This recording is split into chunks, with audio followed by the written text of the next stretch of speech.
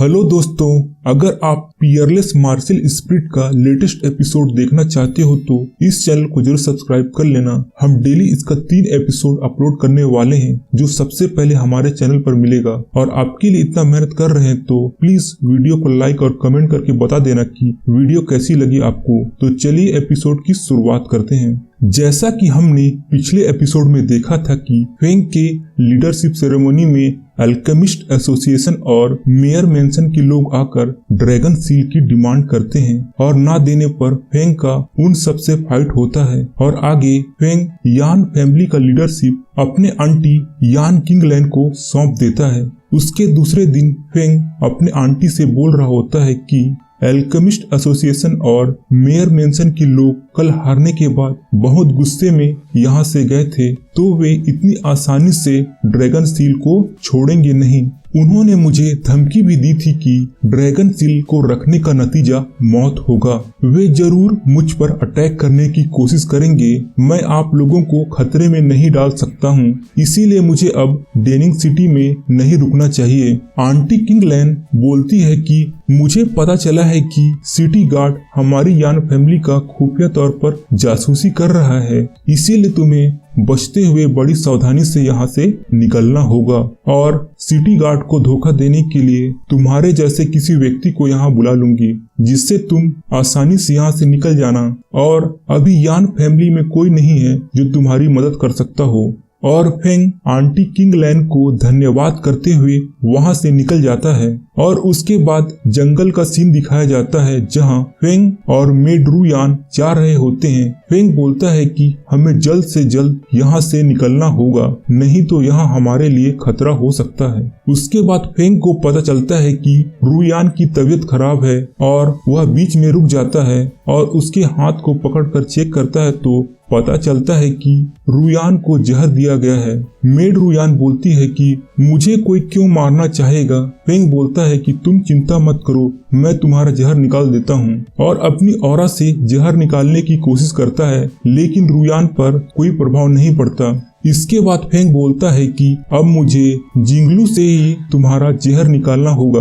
और रूयान के पीछे जाकर बैठ जाता है और उसे अपने दोनों हाथों से पकड़ लेता है। और फेंग के मार्शल सॉल जिंगलू के कारण रूयान की बॉडी से इंसेक्ट बाहर निकल आता है। उसके बाद फेंग की शॉट उससे बोलती है कि फेंग सावधान हो जाओ, तुम पर हमला होने वाला है। और फेंग रूयान को उठाकर वहां से शील्ड बनाते हुए दूर चला जाता है। उसके बाद पता चलता है कि यह हमला उससे बदला लेने के लिए किया गया है। आगे वांगफू बाई बोलता है कि तुम दोनों यहाँ जंगल में आस्की लड़ा रहे हो, कहीं हमने तुमको डिस्टर्ब तो नहीं कर दिया। और तुम्हें क्या लगा था कि तुम इतनी आसानी से डेनिंग सिटी को छोड़कर भाग जाओगे। आगे फेंग यान जिग्वे और गाओ यंग से बोलता है कि तुम लोगों ने यान फैमिली को धोखा देते हुए बिल्कुल भी नहीं सोचा। इस पर गाओ यंग बोलता है कि मैं इतने सालों से यान फैमिली का मेंबर हूँ, फिर भी उन्होंने तुम्हें ही सेक्ट लीडर के रूप में चुना था। और जब तक अल्केमिस्ट एसोसिएशन से मुझे मदद मिलती रहेगी तब तक यान फैमिली से मेरा कोई लेना देन नहीं है। आगे यान जिग्वे बोलता है कि मुझे भी केवल टियानही रेल्म में जाना है और उसके लिए मैं कुछ भी कर सकता हूँ। आगे गाओ यंग बोलता है कि तुमने फैमिली के सामने जो मेरी बेइज्जती की थी उसका बदला मैं एक एक करके तुमसे लूंगा। उसके बाद वह मोटा मास्टर अपने इंसेक्ट को वापस बुला लेता है और कहता है कि मैंने ही यह इंसेक्ट तुम्हारे मेड के ऊपर लगाया था। इंसेक्ट ट्रैकर से हम तुम्हारा पीछा कर रहे थे। तुम और तुम्हारी मेड इस जंगल से अब जिंदा वापस नहीं जाओगे। फेंग आगे बोलता है कि मुझे ऐसा नहीं लगता और अपना शॉट निकालकर हमला कर देता है। जिग्वे अटैक से बचते हुए पीछे हट जाता है। यह देखकर गाओ यंग बोलता है कि हमें मिलकर फेंग पर हमला करना चाहिए। और वे दोनों फेंग पर एक साथ हमला करते हैं, लेकिन फेंग वहां से गायब होकर मोटू मास्टर पर हमला कर देता है, जिससे वह वहीं पर ढेर हो जाता है। आगे फेंग रूयान को उठाकर वहां से भागने लगता है। यह देखकर वांगफू बाई कहता है कि फेंग तुम्हारी हिम्मत कैसे हुई मुझे इग्नोर करने की, और उस पर अपने ब्लू हैंड को छोड़ देता है। फेंग इससे बचने के लिए अपने कॉन्सेंट्रेटेड हैंड का यूज करता है और उसके दूसरे ब्लू हैंड से बचने के लिए फेंग डोज करते हुए अपने शॉट से अटैक करता है। यह देखकर यान जिगवे अपनी सन स्काईबर्ड से हमला करता है और फेंग इस हमले को डिफेंड करने के लिए जिंगलू को बुला लेता है।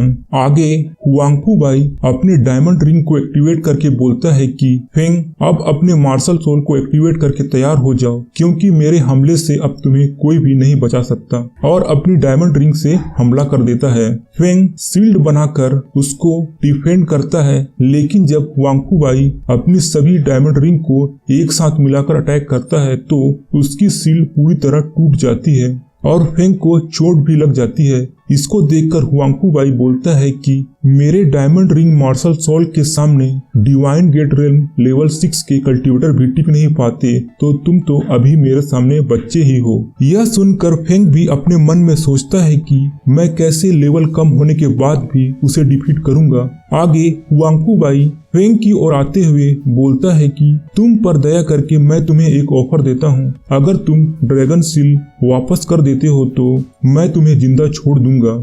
यह देखकर फेंग को बचाने के लिए मेड रु यान उसके सामने आकर बोलती है कि मैं फेंग की सर्वेंट नहीं बनना चाहती हूँ, आप डेनिंग सिटी के यंग मास्टर हो, मैं आपके साथ रहना चाहती हूँ, मुझे भी रिच होना है, क्या आप मुझे एक चांस दे सकते हो। यह सुनकर गाओ यंग बोलता है कि हुआंगफू अगर तुम इसमें इंटरेस्टेड नहीं हो तो मैं इस खूबसूरत मेड को अपना सर्वेंट बनाना चाहूंगा। हुआंगफू बोलता है कि मुझे इससे कोई मतलब नहीं है, मुझे केवल फेंग का हेड और ड्रैगन सील चाहिए। आगे यान जिगवे हंसते हुए बोलता है कि फेंग तुम कितने घटिया इंसान हो कि तुम्हारी मेड भी जरूरत पड़ने पर तुमको छोड़कर भाग रही है। उसके बाद रु यान अपने डैगर से गाओ यंग पर हमला कर देती है और फेंग भी अपने शॉट से हमला करने की कोशिश करता है, लेकिन डायमंड रिंग के आगे टिक नहीं पाता। आगे गाओ यंग बोलता है कि अब देखो इस लड़की के साथ मैं क्या करता हूँ, और उसके गले में रस्सी से बांधकर उसको खाई की ओर ले जाता है और कहता है कि फेंग मेरे सामने घुटनों में बैठकर इसकी जान की भीख मांगो, नहीं तो मैं इसको खाई में फेंक दूंगा।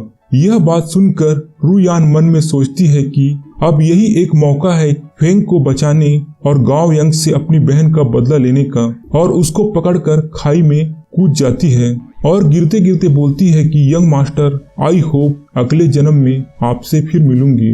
रु यान को खाई में गिरता देख फेंग बहुत गुस्सा हो जाता है और उसकी आंखें भी लाल हो जाती है, और इसी के साथ यह एपिसोड यही खत्म हो जाता है। तो आगे के एपिसोड में पता चलेगा कि फेंग ने रु यान की मौत का बदला लिया या नहीं, तो चैनल को जरूर सब्सक्राइब कर लेना। तो दोस्तों मैं जल्द ही मिलता हूँ एक नई वीडियो के साथ।